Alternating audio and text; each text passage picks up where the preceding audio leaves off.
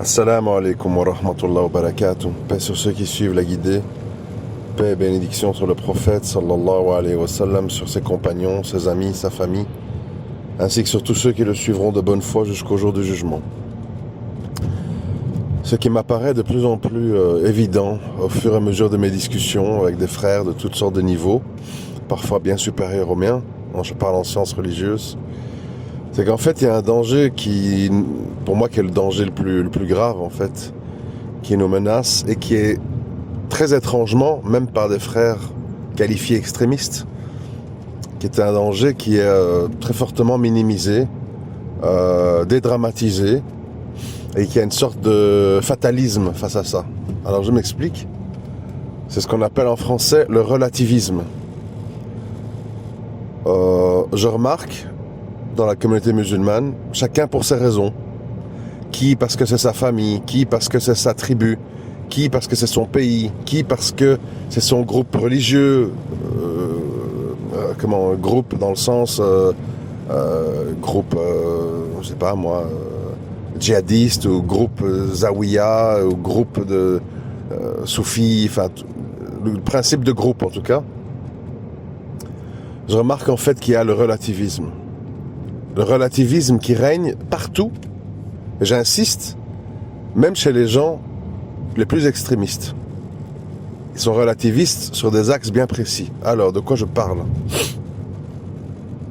Le prophète, sallam, il a dit, ce qui a perdu les juifs et les chrétiens avant vous, c'est d'avoir appliqué les peines sur les pauvres et les gens extérieurs à leur cercle, on va dire. En gros, c'est un peu le système de caste ou de mafia, où on s'en prend aux gens qui sont pas dans notre cercle rapproché et où on tient en protection et on ferme les yeux quand il s'agit de nos enfants, de nos parents, de nos familles, etc.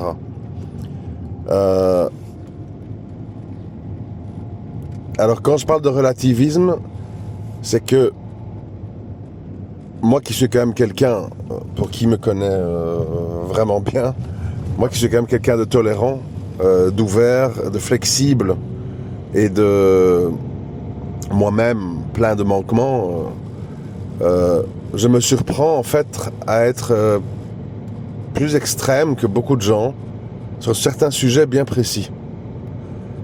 Alors, le prophète sallallahu alayhi wa sallam, il a aussi dit, l'islam est venu pour parachever les bons comportements. Vous connaissez tous les petites histoires. Mais je ne sais pas si on a compris le sens, comme d'habitude. Les petites histoires qu'on a tous entendues en islam. Le meilleur d'entre vous, c'est celui qui enlève une branche qui obstrue un chemin. La prostituée qui a donné à boire au chien. La femme qui a été jetée en enfer parce qu'elle a laissé un chat affamé, enfermé dans une pièce. Etc., etc. On a compris le concept. Enfin, on a compris. Quand je dis on, pas tout le monde. Pas tout le monde. Ces histoires-là, ça montre beaucoup de choses sur lesquelles on médite pas. Et notre drame à nous les musulmans, c'est ça. On médite pas. On s'en tient à la surface sur la plupart des sujets. Quand c'est des gens ignorants ou loin de la religion, je peux comprendre. Quand c'est des frères de science qui s'exposent publiquement et tout, je dois avouer que je suis quand même un peu désorienté. Et en général, quand je leur dis ce que je vais vous dire, ils me disent mon frère, t'as pas cette science, va un peu étudier, c'est pas aussi simple que ça. D'accord. Mais je partage ça avec vous et je vous laisse votre libre appréciation. Je lirai tous vos commentaires comme je le fais d'habitude pour voir qu'est-ce que vous en pensez. Comme j'ai dit, c'est peut-être moi. C'est peut-être moi l'extrémiste, c'est peut-être moi qui a tort. Mais je ne demande qu'à être convaincu. Alors, ces petites histoires, nombreuses et variées, essayent de faire comprendre aux musulmans, malgré que ça soit simple, c'est pas compris, que tout compte dans la vie. Tout compte. toutes les injustices comptent, toutes les nuisances, ça compte. Tous les actes pour supprimer une nuisance, une souffrance, une injustice comptent. Tout compte. Il n'y a pas que combien j'ai fait de prières surrogatoires et tchic et tchac. Oui, mais si tu dis ça avant ça, attention, tu invalides ton machin. Bon, là on est très fort. Ouh là là, là je vous assure qu'on est très très bon. J'ai lu dans le tome 8 du Cher Truc qu'il faut faire très attention parce que dans tes ablutions, si tu passes par les bras et puis ça, et que tu t'es trompé dans l'ordre, enfin voilà, là on a des grandes discussions, oui mais non, parce que les Hanafites, et tchik, et tchak, et alors là c'est les grandes envolées lyriques. Tout le monde est prêt à discuter. D'accord, ok, très bien. Par contre, ces mêmes personnes-là qui sont comme ça dans ces sujets-là, que je ne minimise pas, hein, entendons-nous bien, mais que j'aimerais que les autres que je vais citer soient quand même mis au moins à un pied un peu d'égalité, mais au minimum, ces mêmes frères-là, ils vont vous dire très calmement, très posément, très sereinement,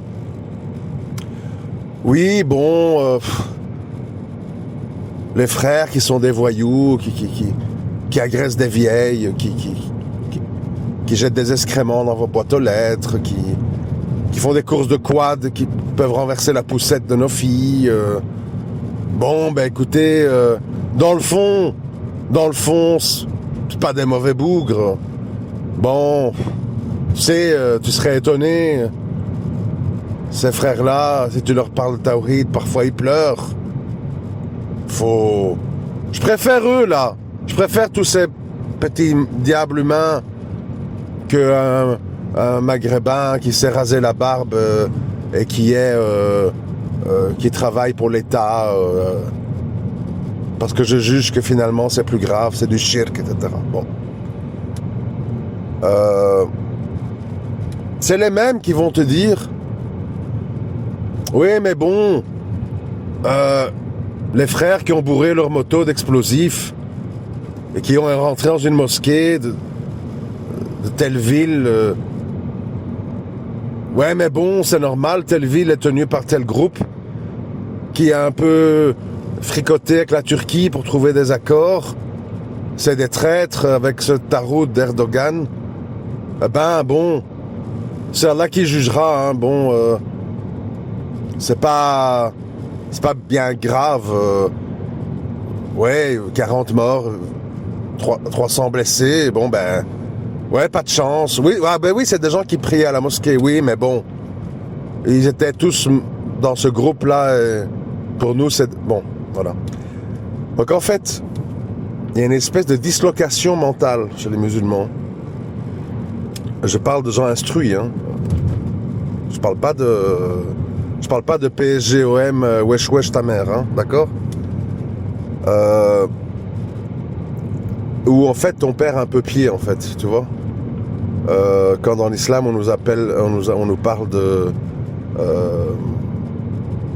enfin plein d'histoires, les fourmis avec Suleyman et Salam, enfin plein d'histoires comme ça, le chien devant la caverne dans la sourate Al-Kahf, etc. On comprend en fait beaucoup de choses. D'abord la place des animaux, l'importance de bien les traiter, le rejet de l'injustice, le rejet des nuisances, le fait que l'islam c'est les bons comportements. L'islam est venu pour parachever les bons comportements. Dans les bons comportements sont compris beaucoup de choses, parce que maintenant en fait à force de minimiser les mauvais comportements et à force d'être là dans la technicité, on se retrouve avec des espèces de diables qui ont l'air d'anges. Je m'explique. Il y a des sœurs qui font leur prière à l'heure en djilbab noir, hein, qui dès qu'elles ont fini de prier, vous insultent, élèvent la voix, sont vulgaires, sont méprisantes, sont injustes, sont ingrates, etc., etc. Et ils sont très bien dans leur peau. Je fais pas de shirk, je fais ma prière à l'heure. Nanana, nanana. Vous voyez à quoi ça mène, les frères? Ça mène à ça. Ça mène à ça. Ou à des frères, qui sont comme des petits voyous, Ouais, mais bon, Ibn Taymiyyah, il a dit trucs, hein, ça va, hein, tu me la fais pas à moi. Hein. Moi, j'ai étudié, je suis pas issu de chez Google. Bon, ils parlent ça comme des gogoles, comme des espèces de singes. Ils rigolent bêtement, ils agressent verbalement. Taquilla! Ah! Oula, bon, calmos, explique-toi. Bon, donc en fait, on se retrouve devant des gens un peu schizophréniques, qui ont des comportements au bas mot désagréables, mais qui te disent ouais, moi je prie à l'heure, je fais pas de shirk. Oui, d'accord. Très bien. Grand bien, t'en fasses. Grand bien, t'en fasses. Ta prière à l'heure et le fait que tu ne fasses pas de shirk, c'est bien pour toi. Mais moi, ça change pas ma vie.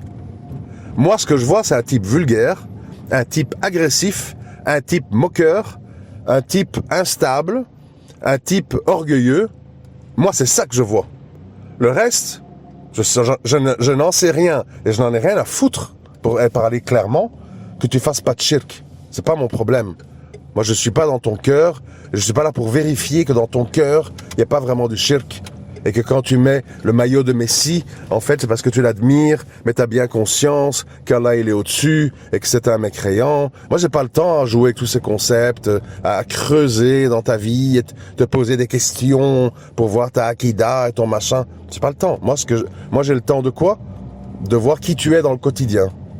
Quand je te croise à la mosquée, quand je t'invite à un couscous à la maison, quand je suis marié avec toi. C'est ça qui m'intéresse, moi. Quel genre d'être humain tu es au quotidien? Aidant, facilitant, souriant, avec de l'humour, un peu de culture générale, ouvert au débat, ouvert à la réforme, pardonneur, mais miséricordieux, miséricordieuse. Ça m'intéresse, vous voyez? Moi, les gens qui sont là, la justice en islam, c'est important. Et en islam, il y a la miséricorde, hein? Mais bon, faut comprendre, chez nous, les animaux, c'est une nuisance. C'est normal que les flics viennent la nuit abattre 200 chiens dans les quartiers parce qu'ils deviennent une nuisance, ils agressent les gens et tout va très bien. Et qu'est-ce que t'as à redire là-dessus? L'islam, c'est la justice, c'est l'amour des animaux. Ah, oui, d'accord. Donc tu te retrouves devant des espèces de dragons à deux têtes. Tu comprends pas bien à qui t'as affaire, en fait. C'est des gens qui disent des choses, ils font l'inverse. L'islam, c'est le respect du mari. Et le mari a un niveau supérieur à la femme. Mais ta gueule, t'es qu'un sale type. Ah, oui, d'accord, ok, j'ai compris. Enfin, je crois avoir compris. Bon. Donc, j'ai fait pourquoi tous ces parodies? Simple. Je dis, les frères, puisque vous me faites des mises en garde, je me permets de vous en faire, même si vous pensez que je suis un énorme ignorant, qui ne connaît rien et qui doit tout étudier. J'ai dit, écoutez, moi, dans ma compréhension de l'islam, j'ai quand même compris que l'image qu'on donne, c'est important. Le ton qu'on utilise, c'est important. Les agissements qu'on a dans notre quotidien, en bas de nos tours, ou je sais pas quoi, c'est important. Comment on parle à nos parents, à nos maris, à nos femmes, c'est important. Comment on agit avec les animaux, c'est important. Et je ne m'intéresse pas, personnellement, au-delà de ce que je vois. Moi, je répète, parce que je suis obligé d'employer des mots forts, je n'en ai rien à foutre que tu te soumets pas au tarot, que tu es dans le désaveu, si tu me casses les bonbons toute la journée par ton comportement. D'accord? Et j'en ai rien à foutre aussi que tu pleures quand je te dis les péchés, l'enfer. Ah oui, mais les frères, ils pleurent quand on leur parle de l'enfer. Ok, ils pleurent. Taoba sincère, c'est quoi? Pleurnicher puis recommencer? Faut pas avoir fait Médine 48 ans pour appiger ça, quand même. Eh ben là, t'as des gens qui bloquent. Oui, mais attention, Bourayan, nos mamans, parfois elles savent pas, c'est de l'ignorance. C'est l'ignorance. Quitte Twitter, quitte les spaces, quitte YouTube, arrête tout. Va chez ta mère. Va lui faire dawa matin, midi et soir, avant qu'elle meure, et qu'elle bascule peut-être en enfer, parce qu'elle prie pas ou elle fait du cirque. Arrête tout. Arrête de dire aux frères, et Takilla, et la daoula, machin. Arrête. Stop. Va t'occuper de ta mère. Tu vas être interrogé. Comment t'as été avec tes parents? Tu leur as fait le rappel, et de la bonne façon, et ceci et cela. Ça, c'est important. C'est pas important de venir parader dans des trucs publics. Oui, parce que Ibn Taymiyyah a dit, et d'ailleurs, dans le Istiklal, machin, 8, bon. Il y a des ordres dans la vie, il y a des priorités. Mais évidemment, les gens, ils sont dans l'orgueil, vous avez compris. Les gens, ils sont dans l'orgueil. Ils sont pas dans les résultats concrets et les choses importantes. Ils sont dans les luttes d'ego, les combats de coq et les trucs comme ça. Bon. Ensuite, quand je suis outré, scandalisé par certains agissements, comme par exemple un exemple avec lequel je reviens souvent, ne me dites pas je fais des fixettes, parce que quand on me dit que je fais des fixettes, je les fais encore plus.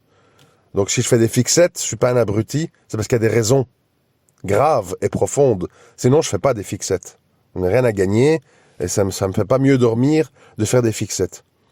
Donc quand je dénonce et que je m'inquiète des agissements de la femme d'Ismaël Mounir, Aïcha, comment s'appelle le nom de famille là? Je sais plus maintenant. Enfin bref, Boussena. Pourquoi? Oui, mais mon frère, doucement, tu sais pas où elle en est dans sa foi. C'est peut-être juste des péchés, c'est pas bien grave. On sort pas les gens de l'islam comme ça c'est les Khawarij. D'accord, bon, ben écoute, laissez-moi m'expliquer, je vais vous expliquer. Qu'on parle de péché, mais il faut bien ouvrir les oreilles, hein, parce que sinon, je vais devoir répéter 50 fois, c'est ça le problème. Quand on parle des péchés, moi je pense à quoi en fait? Les péchés, ben, quand t'es chez toi, que t'as un peu le blues, tu te sens seul, t'allumes une clope, bon, c'est un petit péché. C'est un péché, oui. Quand tu rates une prière, parce que ceci, parce que cela, c'est un manquement grave. Quand tu es chez toi et malheureusement, parce que tu es célibataire et que tu le vis mal et que tu craques et que tu termines dans du X, c'est un péché, etc., etc., etc. Je vais pas faire la liste des péchés des gens. Vous voyez le concept. C'est un péché, mais c'est un péché parce que tu es chez toi. Parce que tu t'exposes pas.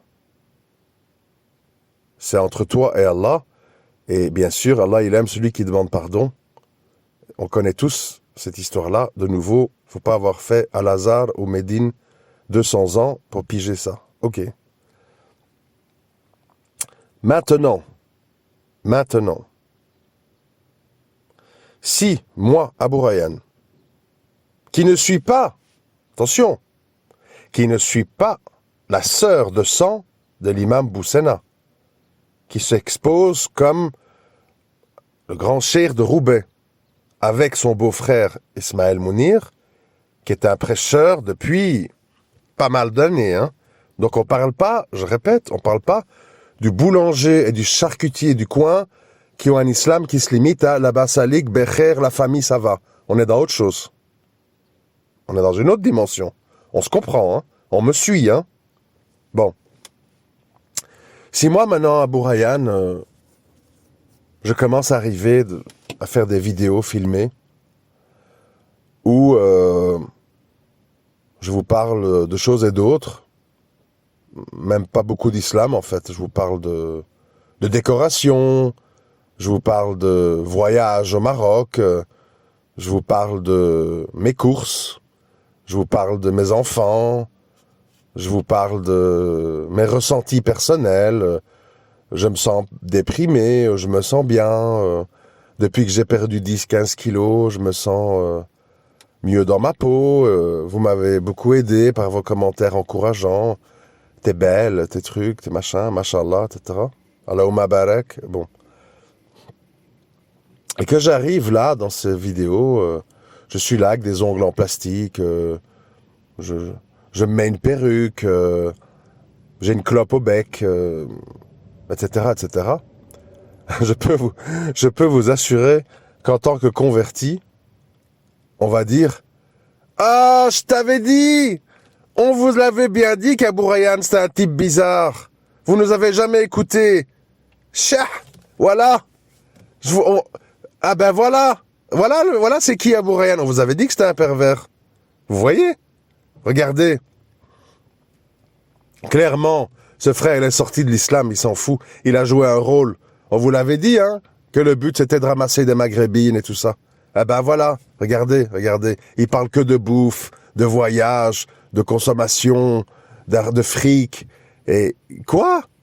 Il vend des voyages à 1000 €. Il vend des formations à la prière. Ah, quel escroc! Oh là là! C'est un beau salaud, hein, on le savait. Hein. Enfin, en gros, tout le monde va cracher.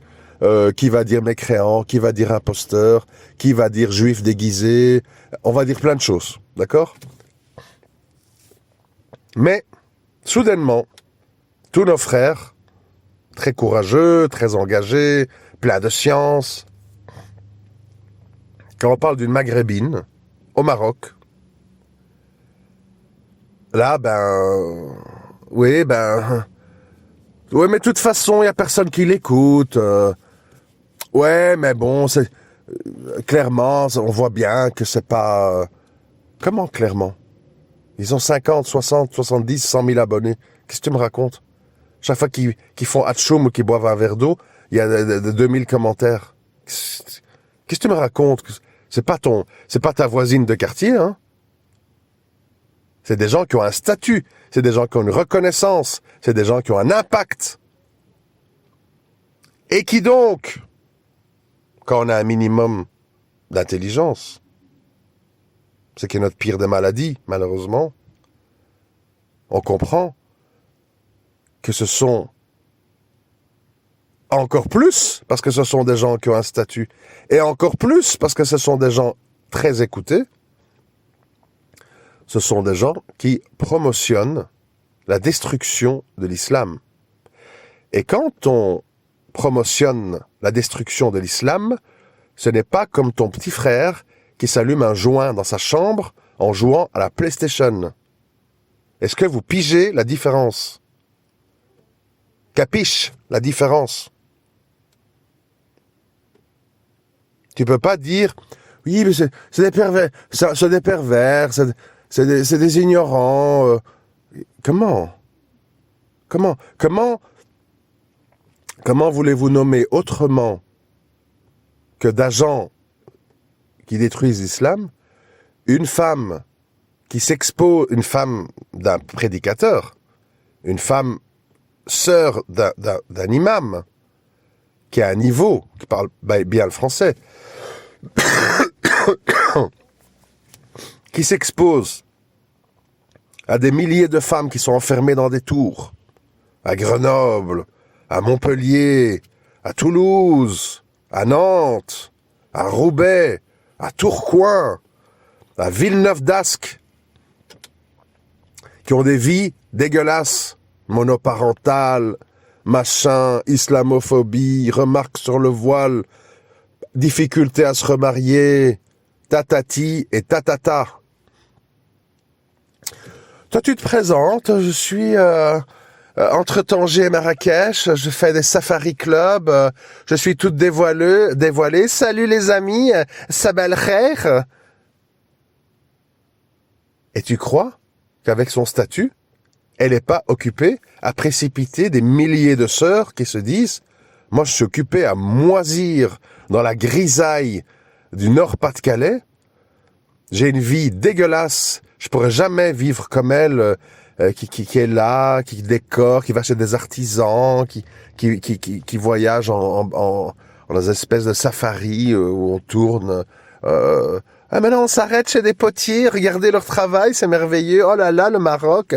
J'ai refait mon passeport, ça a été vite.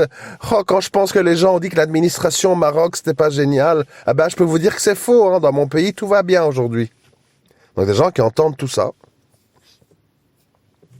Ils voient une femme épanouie, qui a perdu 20, 30 kilos, qui est là dévoilée, qui chantonne, qui se filme matin, midi et soir en live sur Instagram, avec son mari qui vient danser à côté d'elle, qui sourit, qui trouve tout ça très bien.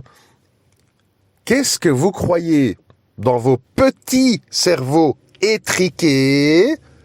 Qu'est-ce que vous pensez qui va se passer dans la vie, dans la tête de ces femmes et dans leur vie de couple si elles sont mariées? Le mari, il est maçon, il est routier, il conduit un Uber, il rentre, ils sont dans un petit appart, les enfants qui crient, tout le monde dans une pièce, les voisins, quand ils se disputent, on entend tout, ça pue dans la cage d'escalier, un mélange de pisse et de bœuf, et elle voit ça sur Instagram, la femme. Qu'est-ce que vous croyez qui va se passer dans le couple, dans la tête de la femme? Vous croyez qu'elle va accepter comme ça longtemps d'être là avec son djilbab, le mari, tu dois l'obéissance au mari, viens te coucher ou les gens te maudissent si tu machin.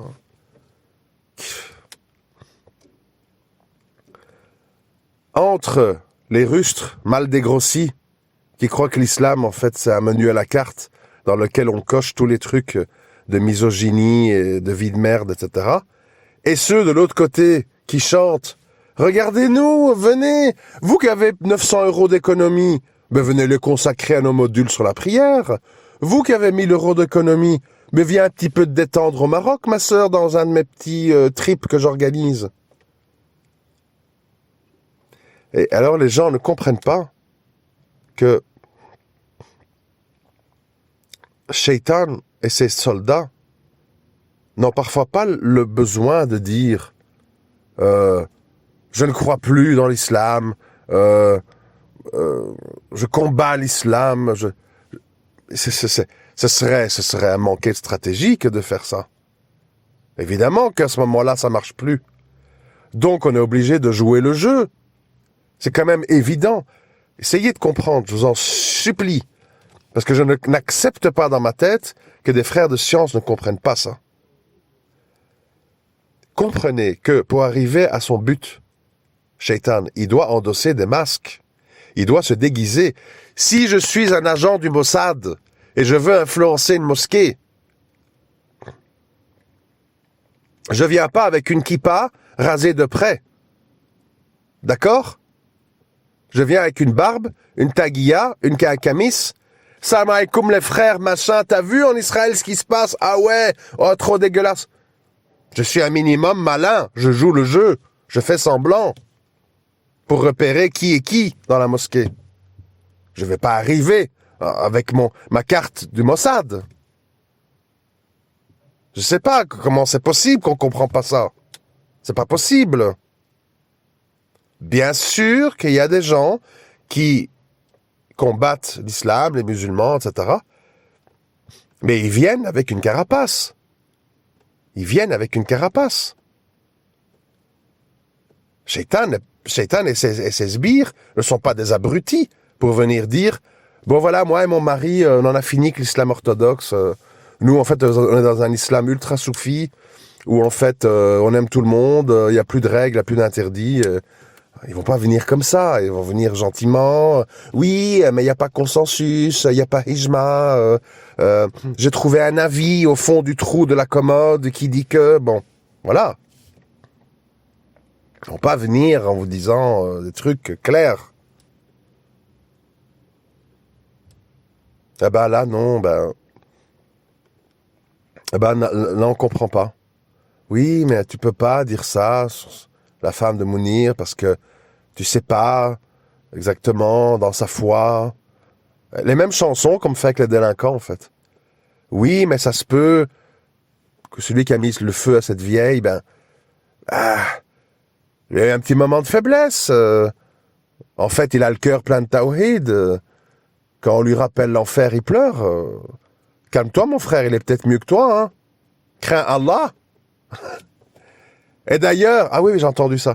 Et d'ailleurs, si tu continues à mettre l'islam de ces gens en doute, c'est toi qui as mécru. C'est toi qui deviens un koufar. Enfin, voilà dans quoi on est, quoi. Voilà dans quoi on est. Et donc, on en revient au début de ce que je disais, le relativisme. On relativise tout quand ça nous intéresse, quand ça nous va. Mais je peux vous assurer, je vous signe des deux mains, si c'est quelqu'un qu'on n'aime pas, genre moi, qui fait un truc douteux, ou... Parce qu'il y a des gens, hein, vous savez, je vais vous dire un truc, vous savez pas, moi je sais. Il y a des gens, ils viennent écouter ces audios, pas du tout pour écouter. Ils viennent écouter attentivement, minute par minute, où est-ce qu'il va dire la parole qui va prouver que c'est une merde. On attend ça. Ah, t'as vu? Ah, Adami comme une idée, c'est pas explicité comme ça dans le Coran. Ah, je t'avais dit, hein? C'est un innovateur. Ah, t'as vu? Avec les Maghrébins, là. Ah oui, il y a des relents de colonialisme. En fait, c'est un raciste. C'est interdit le racisme en islam. Et ils sont là, toi, à l'affût. À l'affût. Ils cherchent. Mais les trucs évidents, bah ouais. Ta mère qui prie pas, ta sœur qui est à poil, ton père qui a 5 maisons à riba, et l'autre qui est en tôle parce que ceci, les braqueurs, trucs. Tout ça, c'est oui, mais bon, je leur fais le rappel, j'ai apporté des livres, il faut laisser le temps aux gens, c'est l'ignorance, tu sais, chez eux, au Maroc, c'est devenu très banal, le riba, les gens, ils se rendent pas compte, oui, le ramadan, sans prier, mais il faut pas décourager les gens, le ramadan pourrait les mener à prier, qui sait, le voile, j'embête pas trop ma sœur, parce que si je veux qu'elle continue un petit peu à m'écouter sur Allah, etc., je dois pas lui casser les pieds avec le voile. Vous voyez? Relativisme. Quand? C'est ta tribu. Quand? C'est ton clan. Ah oui, tel Katiba de Daoula, ben oui, c'est vrai qu'ils ont exagéré, mais bon, c'était quand même des gens sincères. Oui, ils auraient pas dû égorger tout le village, mais bon, ils étaient soupçonnés de trucs avec les Rawafid ou avec Nosra, bon ben... enfin, chacun sera ressuscité, hein, suivant son truc. S'il y avait des innocents, ben, ils seront... C'est des martyrs, hein, c'est pas grave. Voilà, bon, on peut se tromper, hein, ce qu'il y a. Vous voyez? Moi, ça, j'accepte pas, moi. J'accepte pas. Et ça sert à rien de me dire ignorante, connais pas ton dîne. Bon, ben, on verra le jour des comptes, hein. Vous avez vos convictions, j'ai les miennes. Je dis, et je redis, que un islam déconnecté des comportements et des agissements est un islam théorique qui finalement n'intéresse pas la société, tu vois. C'est comme si moi je suis ici, là je vous parle depuis un parking d'un supermarché, moi je suis ici, je dis ouais je suis un gars bien, nanana. Mais bon dans le parking je roule à du 70, je faillis renverser un gosse, je klaxonne, je défonce des voitures. On va m'appeler les flics et on va me mettre en cellule de dégrisement, si pas en psychiatrie. C'est tout. Et je vais être jugé pour trouble à l'ordre public, mise en danger d'autrui. Parce que c'est grave. Parce que c'est grave. Et les gens n'en ont rien à foutre que dans ma voiture, voilà, je suis ci, je suis ça, je parle de religion, je parle de bon comportement. Oui, très bien, monsieur, grand bien vous en fasse. Moi, ce qui me pose problème, c'est votre comportement dans ce parking, qui fait peur à tout le monde et qui met en danger tout le monde. Parce que si vous n'insistez pas sur tout ce que je dis là, c'est là qu'on en vient à la grande bouillabaisse dans laquelle on est. Je sais pas ce qui s'est passé. La sœur, elle avait un haut niveau intellectuel, elle a fait des études, elle avait l'air sérieuse dans le dîn. Elle m'a même dit qu'elle n'interdit pas ce qu'elle a autorisé comme la polygamie. Et puis je sais pas ce qui s'est passé. Elle a pris l'enfant, elle est partie. J'ai même pas de statut. Elle me répond plus au téléphone, elle m'ignore. Qu'est-ce que je fais, Harry? Et voilà. Des espèces de monstres déguisés en musulmans. Bon. Et il faut surtout rien dire, hein. Tu vois, c'est... Si tu vas... qui es-tu pour juger ma fille? Tu ne sais pas... Ouais, mais son mari, c'est parce que... il avait des chats, ça la dérangeait, alors voilà... tu vas être dans des trucs insensés, en fait. Où le grave va être mélangé au pas grave... avec des réactions pires que des mécréants.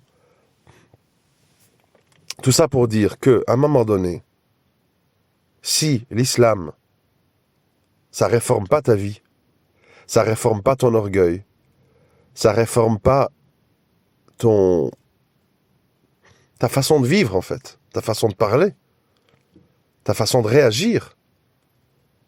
Comment est-ce possible?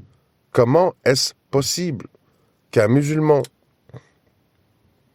qui prie, qui fait du dhikr, qui espère le paradis, accepte dans le même temps que des policiers avec des canons sciés courts abattent des chiens dans les rues, qui crient dans des containers où on les jette, le martyr. Je ne vais pas vous imiter les cris, mais ça résonne encore en moi quand j'ai assisté à ça en Tunisie. Et tout le monde dort tranquille, hein. Quant aux frères de science à qui tu en parles, oui, mais bon, chez nous, c'est des nuisances. Hein. C'est des nuisances, pourquoi? Ça l'imbécile, c'est des nuisances, pourquoi?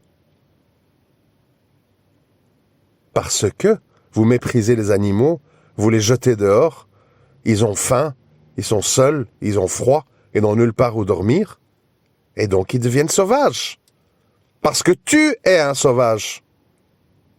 Les gens civilisés, qui bouffent du porc, qui boivent des bières, et qui disent tel footballeur c'est mon Dieu, ils vont faire une petite niche. Ils vont mettre une gamelle d'eau, ils vont donner leur reste à manger. Ils vont les amener au vétérinaire. On va leur donner du vermifuge pour les tuer les vers qu'ils ont dans le ventre. Ils vont les amener à un toilettage, faire laver le chien, que ce soit pas sale. Ils vont le vacciner contre des maladies. Ils vont les stériliser pour certains, pour pas qu'ils se reproduisent.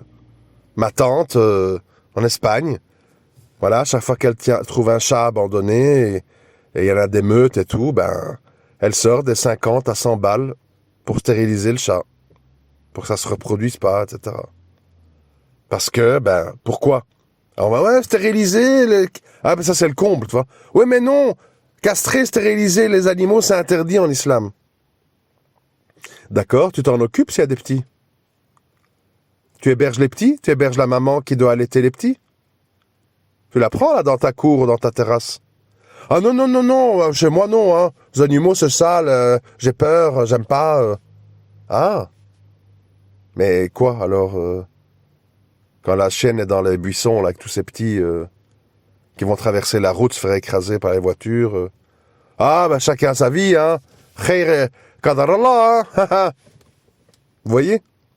On a un cerveau malade, en fait. On a un cerveau très malade, où on ne comprend plus à un moment donné qui est quoi, la logique. On lit des trucs et on fait l'inverse. Il y a un problème de désordre mental et de désordre émotionnel chez les musulmans,